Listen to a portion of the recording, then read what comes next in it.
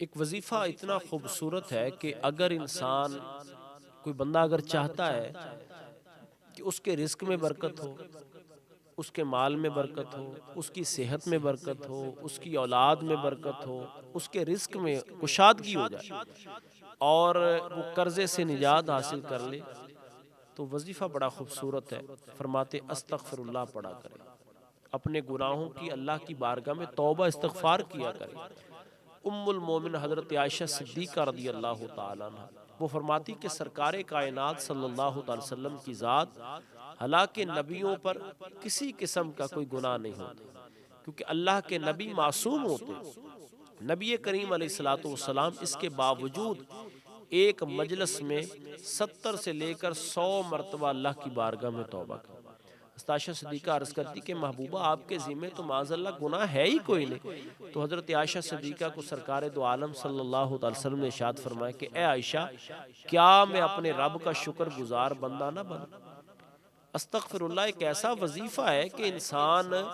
حدیث پاک میں آتا ہے کہ اے میرے بندے زمین و آسمان کے درمیان سارے گناہ لے آ، یعنی اس جو فاصلہ ہے اس کو اپنے گناہوں سے بھر دے،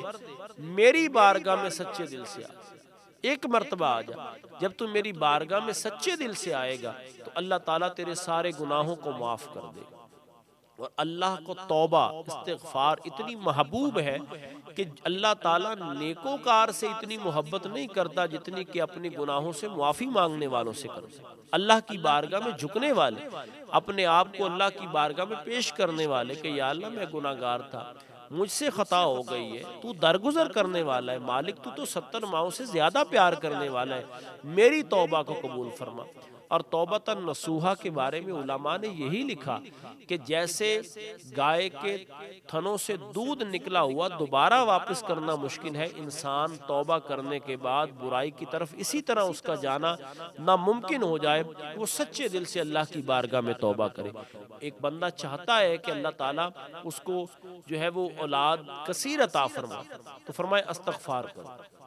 کوئی بندہ چاہتا ہے اللہ تعالیٰ مجھے مجاہد بنا دے، تو اپنے گناہوں سے استغفار کرے، اللہ کی بارگاہ میں توبہ کرے۔ اللہ کو یہ عبادت، اللہ کو یہ وظیفہ، اللہ کو یہ کلمات اتنے محبوب ہیں، اتنے محبوب ہیں، کیونکہ جب انسان اللہ کی بارگاہ میں استغفار کرتا ہے کہ اللہ تعالیٰ کی ذات انہی الفاظ کی برکت سے اس کے سارے گناہوں کو معاف فرما دیتے ہیں۔ اور اللہ تعالیٰ ملائکہ سے فرماتا ہے کہ تم تو کہتے تھے کہ یہ بندہ خون ریزیاں کرے گا، یہ بندہ لڑائی اور جھگڑا کرے گا، یہ بندہ دنیا میں فتنہ اور فساد کرے گا، لیکن دیکھ لو میرا بندہ بالآخر میری بارگاہ میں آ گیا۔ یہ اپنے گناہوں کی توبہ کرتا ہے۔ اور یقین مانیے کہ جب انسان اللہ کی بارگاہ میں اس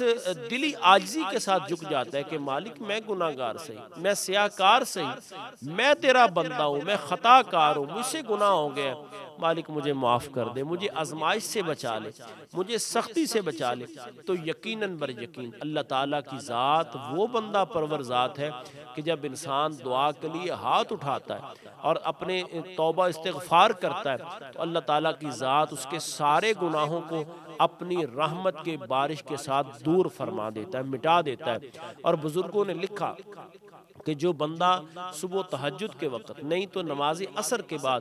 313 مرتبہ، یہ سلسلہ قادریہ میں بھی ہے یہ موجود، جو بندہ 313 مرتبہ استغفر اللہ رب من کل ذنب واتوب الیہ پڑھتا ہے تو خلاق عظیم کی ذات اس کے سارے گناہوں کو مٹا دے۔